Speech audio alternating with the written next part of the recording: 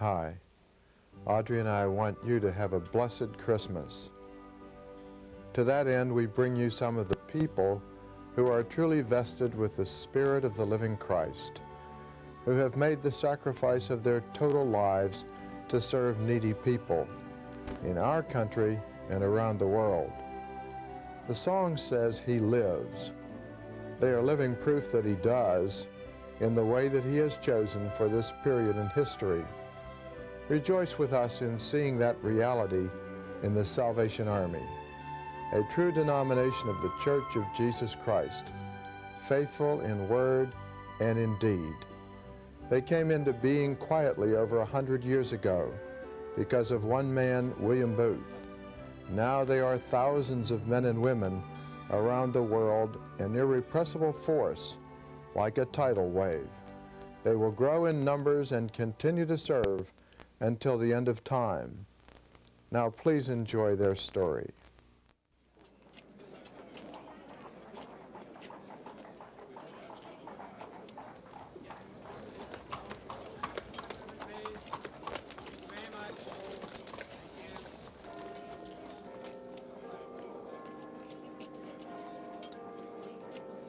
While women weep, as they do now, I'll fight. While little children go hungry, as they do now, I'll fight. While men go to prison, in and out, as they do now, I'll fight.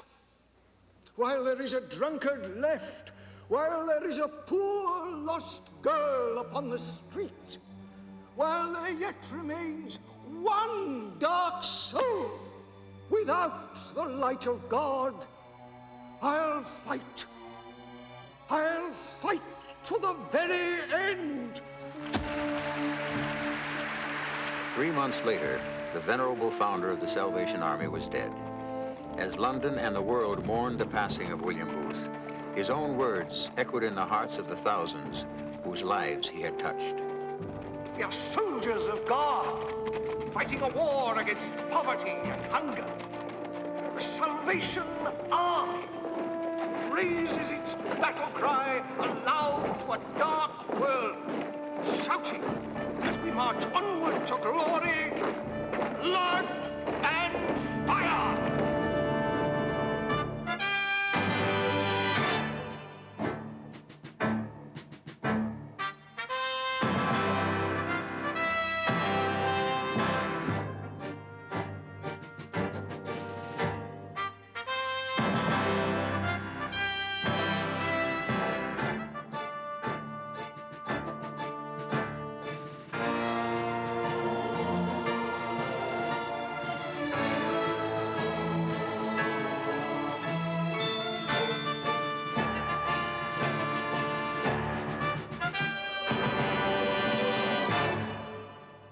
Millions of people, the Salvation Army has long been synonymous with gifts for the poor at Christmas, or recognized as the precision band that plays onward Christian soldiers in the Rose Bowl parade. But in their more than 100 years of service, the Salvation Army has in fact been one of the leading forces in awakening a social conscience and shaping a new understanding of human rights around the world. What you're about to see is a remarkable drama of men and women dedicated to helping their fellow man, regardless of the personal sacrifice, even in the face of death. Our story begins in the slums of East London. The year was 1865.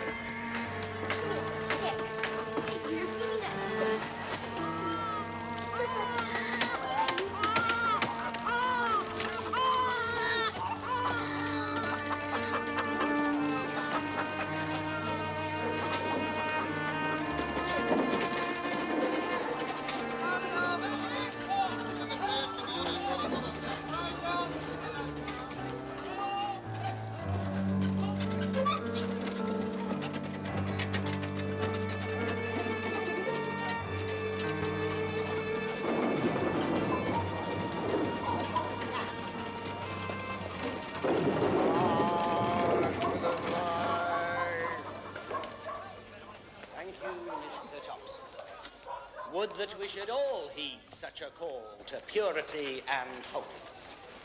Now, would there be any others amongst us with a word to say to all? Speak now, mind you. Is there no one with a word?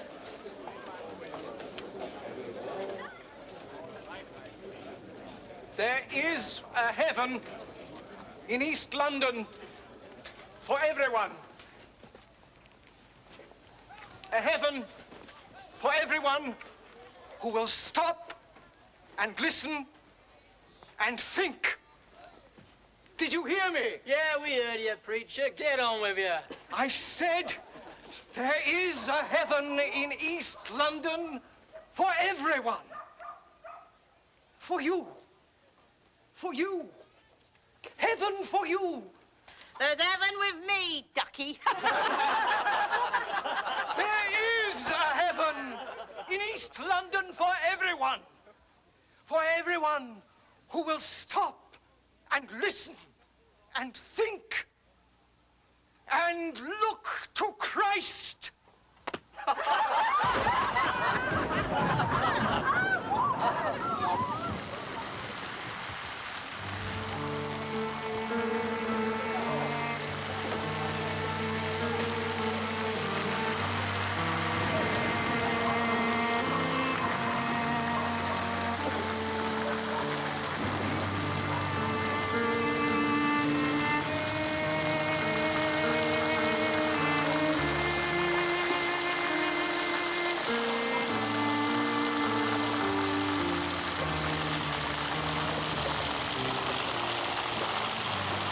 What must I do, Lord?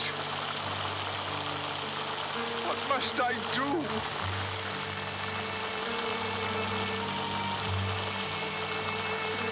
God,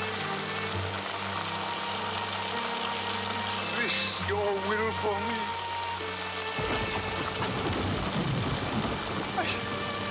I don't know where to start. I don't know where to start. Tell me, Lord, tell me.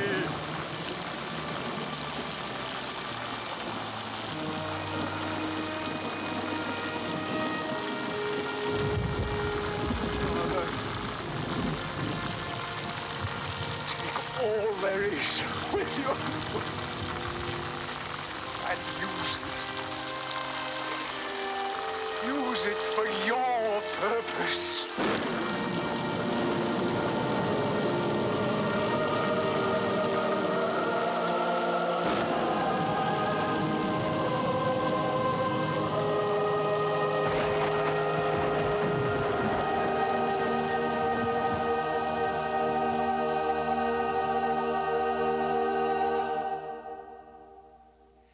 One by one, William Booth set about to enlist a virtual army of men and women who had been snatched from the flames of hell and were eager recruits in Booth's self-declared war on sickness and sin.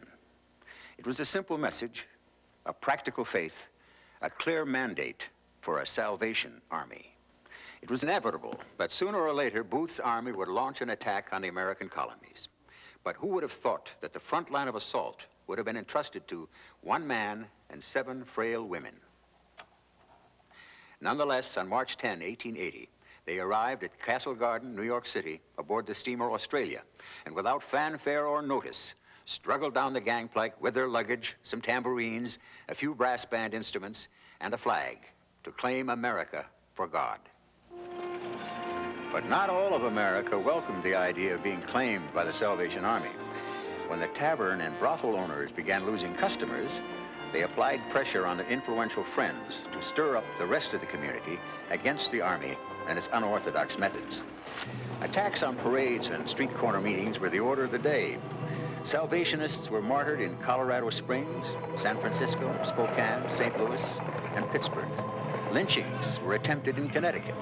Officers were beaten in Brooklyn. Shootings were common in Los Angeles. But their enemies soon learned that this fledgling army was not to be defeated so easily.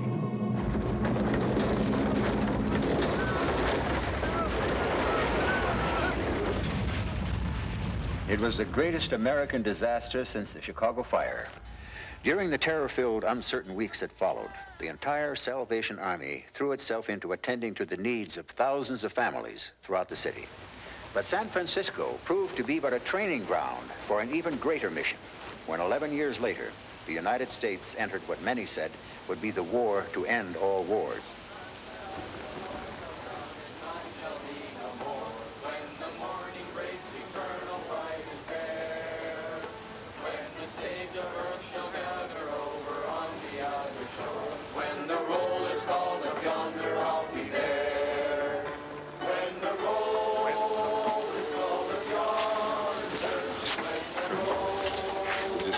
Dispatch concerning Private Hanson.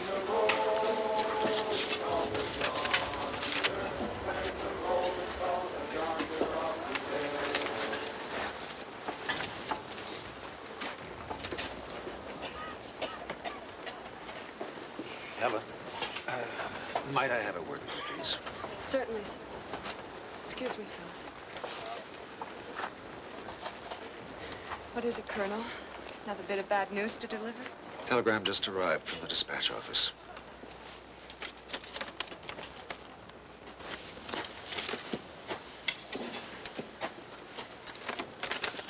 Oh, Lord, this nightmare would end and we could all be home where we belong. The officer there is waiting for you. He'll take you to the boys' tent.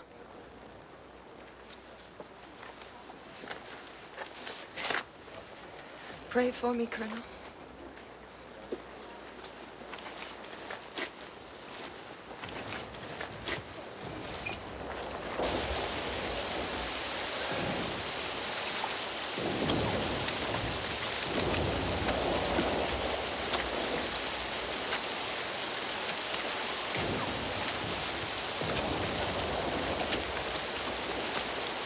Private Timothy Hanson? Yes, sir. Are you alone and presentable to a lady, soldier? Yes, sir. Very well, soldier. You have a visitor. Thanks, ma'am. Appreciate you doing this. You must be Timothy. Please sit down. Yes, ma'am. Do I smell donuts? Oh, my goodness, yes. I brought some down from our tent for you. And some coffee, too. If you're anything like me, this rain makes every bone in me feel like an icicle. You know, this reminds me of back home. My mom used to say the same thing.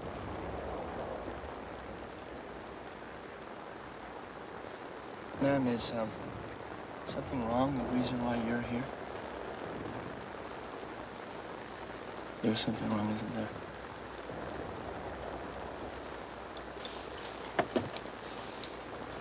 Is my mom okay? Tim? Tim, your mom suffered a stroke. She passed away last night. I'm sorry. I'm really sorry.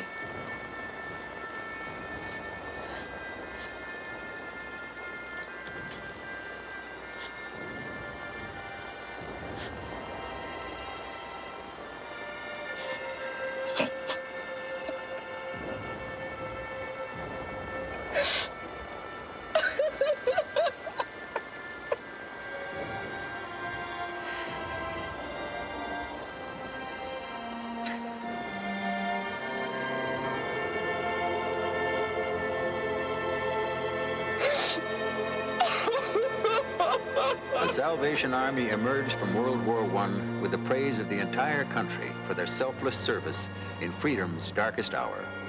President Wilson awarded Evangeline Booth the Distinguished Service Medal. The Salvation Army had finally achieved a universal public mandate to carry on its global mission. When less than 25 years later, America entered the Second World War, the Salvation Army exercised that mandate to help form the now famous USO to serve American servicemen both at home and on the front lines. As we have entered the last quarter of this century, the Army has applied that mandate to the full catalog of human need. So much so that it has become the leading human services organization in the world. The numbers are endless. Last year, Over 20,000 alcoholics and drug addicts were treated. Nearly 1,000 unwed mothers were given refuge in maternity homes. 50,000 homeless families were given lodging. 250,000 prison inmates were visited. Millions of hospital patients were called upon by a team of over 43,000 workers. Some 10,000 missing persons were successfully traced for parents and loved ones. Nearly 60,000 people were helped to find jobs, and millions of meals were served to people in all kinds of needs. 1 million families received direct welfare help from the Salvation Army. Over 2 million patients were treated in the Army's 60 hospitals. Hundreds found care in their maternity clinics and their 3 overseas leprosaria. Their nearly 1,000 day schools provided education to more than 250,000 pupils. Their year-round youth programs and counseling services provided positive growth experiences for thousands of young people. Daycare centers, convalescent homes, halfway houses, military servicemen's facilities, senior citizen centers, on and on and on. The roster of service to humanity seems to never end. But the Army's success story is not in statistics. It's rather in the countless, but nevertheless, very personal stories of help given to individual people of every race, creed, color, and background. Typical is the story of Gene Bradley, taken from the Army's case files in Dallas, Texas. The night I was picked up by the Dallas police, I was about as close to the bottom of hell as anyone could possibly be. I didn't have a home. The family was gone. I had no life to look forward to. I wasn't really living, just existing. And that's how I was the night they found me. Lucky for me, the Salvation Army has a special program with the Dallas Police Department. Instead of carting me off to jail like I deserved, the police took me to the Salvation Army. And for me, that night was the beginning of the way out. Well, I want you to know that we're going to do everything in our power to help you overcome this problem.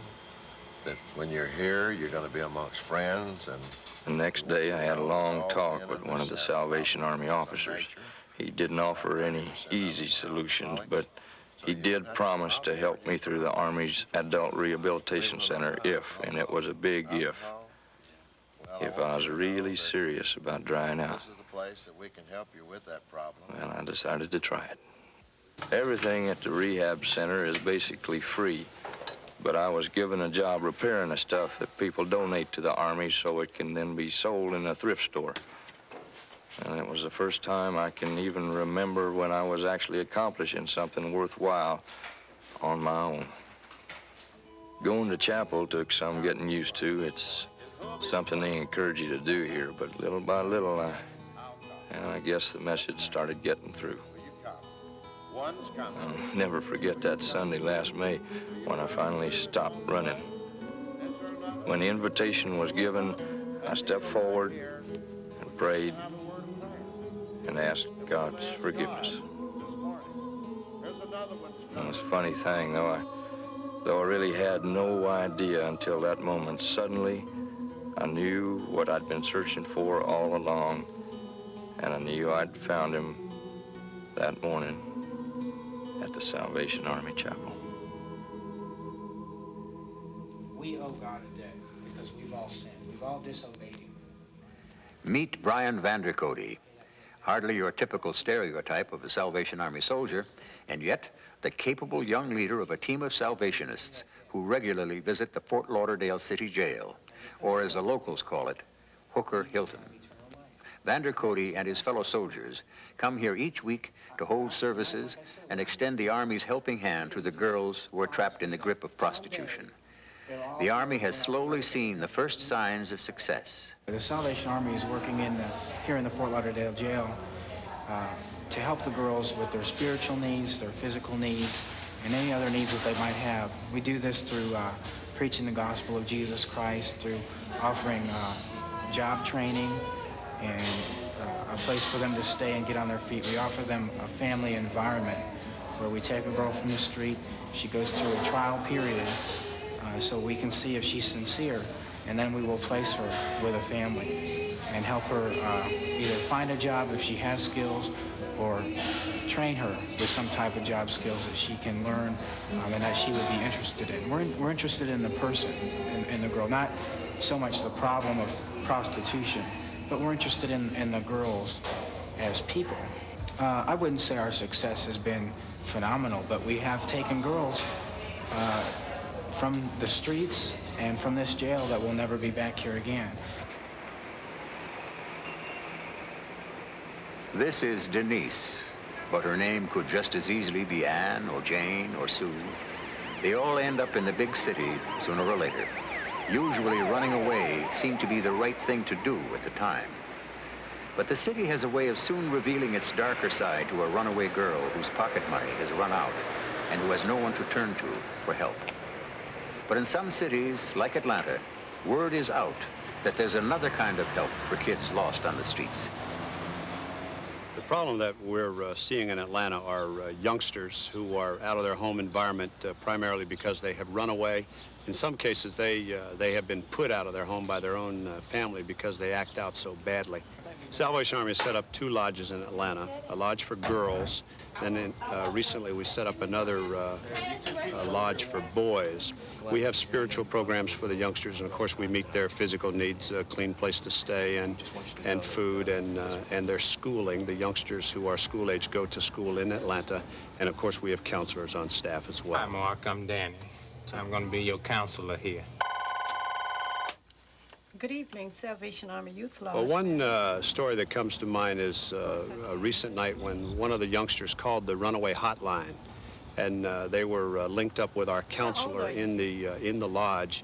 The counselor sensed that the youngster was suicidal, and she kept her on the phone. Well, one of the other counselors went to another phone and contacted the telephone company, and they made a trace on this phone, and the worker went out to the telephone booth where this youngster was. I'm from the Salvation Army. I'm here to help you. We were able to get her into the lodge, and she told us later that she was, in fact, contemplating suicide that night when just as a last hope, she dialed that runaway hotline number that she saw in the phone booth. Love in action is what people have called the Salvation Army. Here in Washington, D.C., that love is demonstrated every night of the week to the hundreds who depend on the Army for the only food they may get all day. For many others here in the nation's capital, the Salvation Army's Welfare Center has been their lifeline of survival through the darkest crises they have ever faced. We find people who are unemployed for the first time in their lives, who've never been to a social agency before. And of course, when they come in here, they come in with mixed feelings. And they tell you that, you know, I've never thought I'd find myself in this position. We've saved a lot of people from losing their houses. I did several mortgages last month. The houses were going up for auction the next day. And we were able to help these people to save their homes. And you can almost see the relief on people's faces when they are helped. But what keeps this tenacious commitment to humankind burning so brightly? The answer can be found on any Sunday morning in almost every community in America.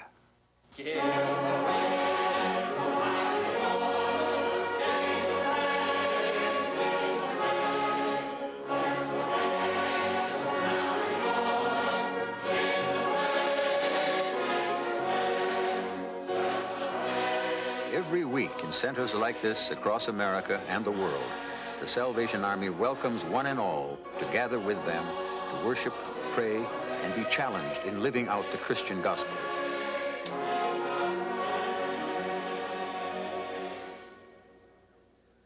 Booth himself declared over a century ago, it is not enough to put a pair of new breeches on a man, to give him regular work, or even to give him a university education. These things are all outside a man, and if the inside remains unchanged, you have wasted your labor. Changing the inside of a man is the goal behind everything the Army does. For a child who has a home and loving parents, it's hard enough in Uganda these days, but for a child who has no one to love and care for them, it is very, very difficult. It is our joy and privilege to serve these children. And better still, we want as they learn, as they feel our arms about them, that they will feel the touch of Christ. nursing is going to be used as a tool to reach these people here in Somalia. I'm working in Camp Halba 1 in a section called Shabelle, and I'll be setting up a healthcare system for the people in that village. And living a life for the Lord and serving Him is the most adventurous and exciting one, and don't be afraid of it. Well, I sometimes feel desperate. I sometimes feel hopeless, but I often say to myself, you can, as a Christian, give some hope in hopeless situations. I believe in soup, soap, and salvation, you know. I believe also that I can put my Christian love for God into action, and that we have to do today as Christians in this part of the world. The Salvation Army story doesn't have an ending. It probably never will, at least in this lifetime. The reason is inseparably linked to the vision of its founder, William Booth. Even as he lay dying, Booth saw into the future of the movement for which he had tirelessly given his life.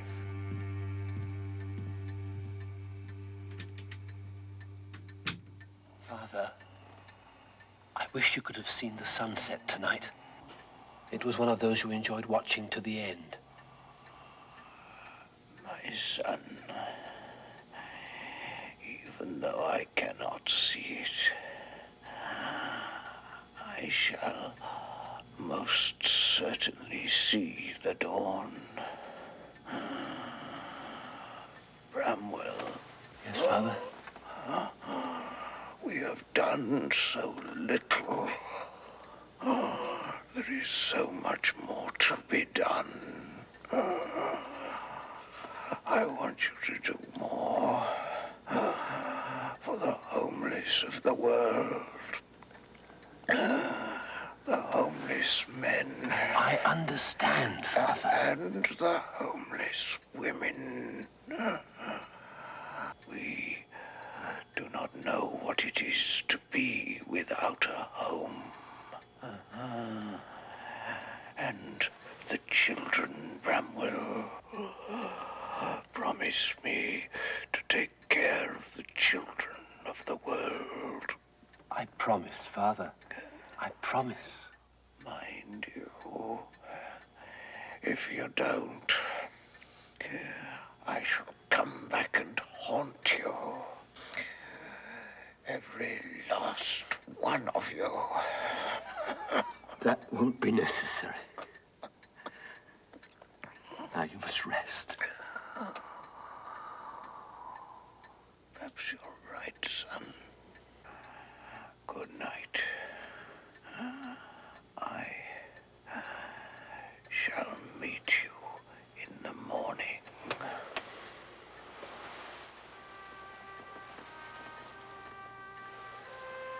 Good night, Father.